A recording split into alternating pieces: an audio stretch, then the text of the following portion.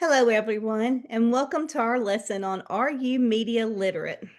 I'm Tanya Bloodworth, and today we are going to explore how we can become smarter consumers of the media that surrounds us every day. By the end of this lesson, you will be able to define media literacy, analyze different types of media messages, identify credible sources, and understand how to be responsible digital citizens.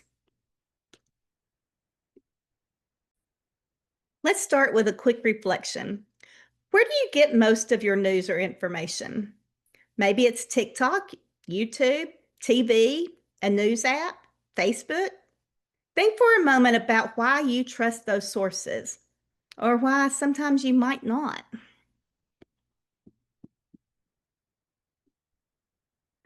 When we say media, we mean all the ways information is shared: newspapers, TV, podcasts, memes, social media posts, even billboards. If it communicates a message to an audience, it's media. When we think of literacy, usually we mean the ability to read and write. But in the digital world, it's also the ability to understand, interpret, and evaluate messages. Media literacy is the skill of asking who created this message, why was it created, and how is it trying to influence us?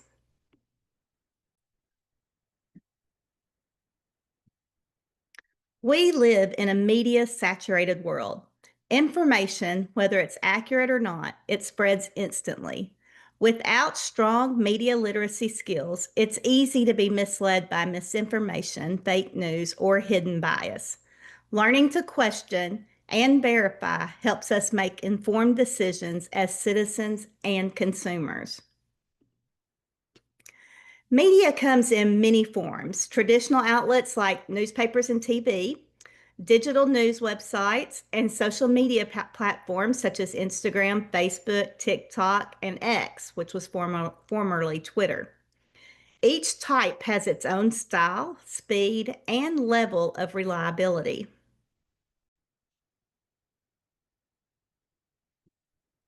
When you encounter any message, try asking yourself, who created this? What is the purpose? Is it to inform, entertain, or persuade?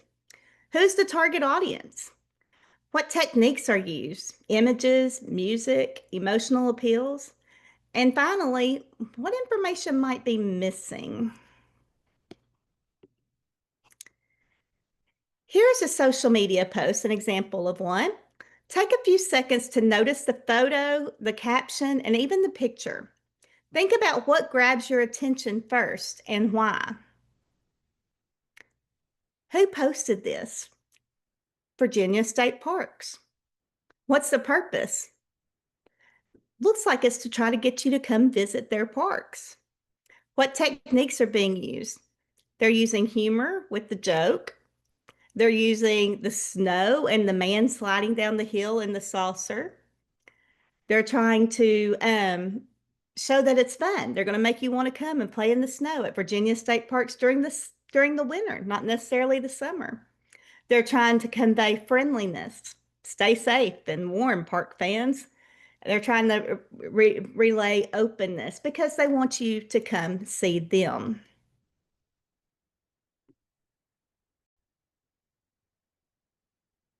Now it's your turn. Look carefully at this image. What details do you notice? The colors, the words, the fist? What message might the creator want you to take away? What questions do you have? What isn't shown or explained? Pause this video if you need extra time to jot down your ideas.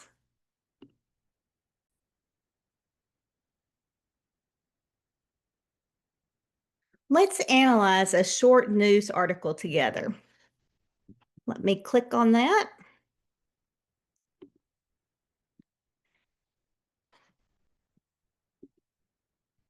Here's the headline: How Operation Warp Speed Created Vaccination Chaos. The authors are Caroline Chen, Isaac Arnsdorf, and Ryan Gabrielson, and they wrote it in January 19th, 2021, which is just after the COVID epidemic. And we'll read the first paragraph together.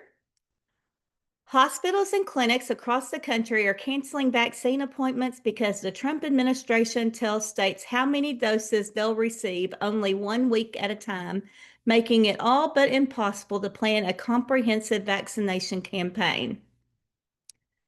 Now, the other thing that we don't need to ignore is above that paragraph, it says ProPublica is a nonprofit newsroom that investigates abuses of power. So already we know that they have an agenda. Notice the tone. Does the wording sound neutral or is it emotionally charged? Does the article provide evidence like data or quotes? We would have to get into the article, but it does have a few.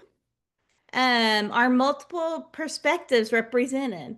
Again, we would have to get into the article some, but it does have more than one. Well, it is definitely leaning one way. These clues help us spot bias and evaluate its credibility.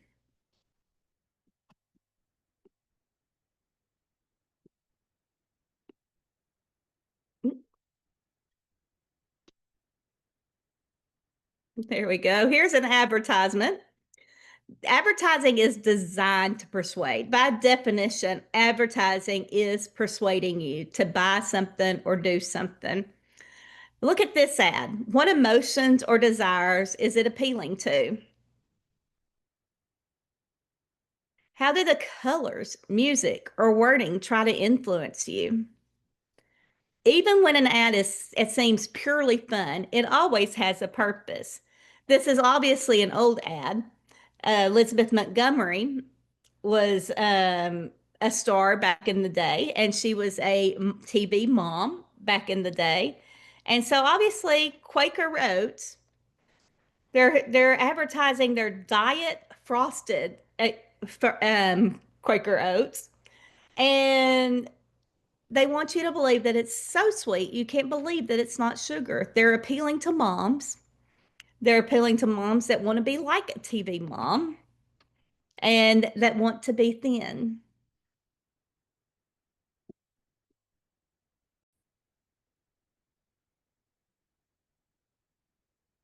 Fact versus opinion. It's important to be able to separate fact from opinion. Facts can be proven if they're true or false. Like TikTok launched in 2016, that can be proven. Opinions are beliefs or judgments. Like if I said TikTok is the most addictive app, that's purely my opinion. Let's practice. Which of the statements on this next slide are facts and which are opinions? Think about whether each one can be verified with evidence. Obviously, from my chart, I've put in there fact and opinion, so you know which one's which. But there's examples. The high temperature in Little Rock on March 1st, 2024 was 62 degrees Fahrenheit. That can be easily proven or disproven. Spring is the best season in Arkansas. That's opinion. Looking at technology, the iPhone 17 will be released in 2025. That is fact. It can be proven. The iPhone 17 is overpriced for what it offers. Depends on who's saying it. Recognizing bias and perspective. Bias happens when information is presented in a way that favors one side. Perspective is the viewpoint of the writer or organization. For example, compare these headlines. Is the title neutral, positive, or negative? District introduces new guidelines for cell phone use in classrooms. That's a neutral title. District takes bold step to improve learning by limiting cell phones. That is pro school district. That article is obviously for the cell phone ban or limitations. District cracks down on student freedom with restrictive phone rules. That title right there tells you they do not like this rule. So, probably more on the side of the students at that point. Perspective and bias.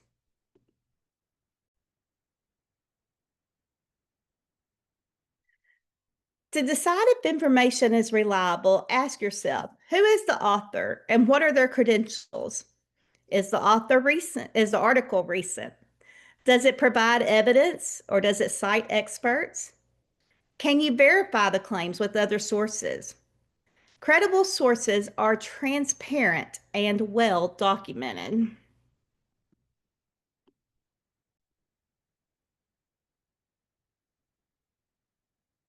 Not all false information is obvious.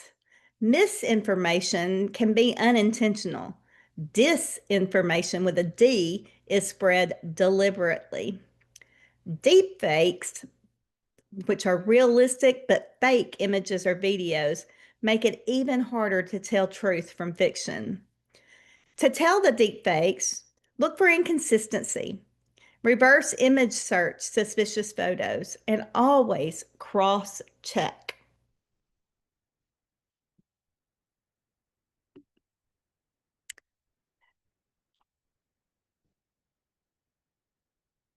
We need to share responsibly. When we take information and we share it out on our social media, we need to think about it before we do it. Is it true? Is it kind? Is it helpful? What impact do I think this is going to have? We need to make sure we're respecting others when we share information. We don't want to share hate speech or misinformation or harmful rumors about people. And we need to understand about the digital footprint we're leaving behind. It's related, are we violating somebody's privacy? Remember that everything posted online can last. Once it's on the internet, it's always there. Even when you delete it, somebody has taken a snapshot of it.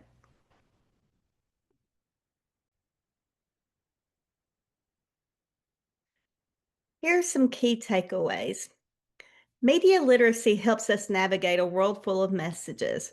By asking critical questions, separating fact from opinion, and checking sources, we can make informed decisions and share information responsibly. We need media literacy now more than ever. Information spreads so fast, and what we post online, what we share online, it matters. And if we're not careful about it, it can turn around and bite us. Be mindful of what you share, be mindful of what you consume, be mindful of what you create. Remember, ethics and responsibility still matters. Here are the sources for the materials and images I used in this presentation. I did use AI tools such as ChatGPT to brainstorm my slide outlines and draft some sample questions, but I reviewed and edited all content myself and all the words are mine. Thank you.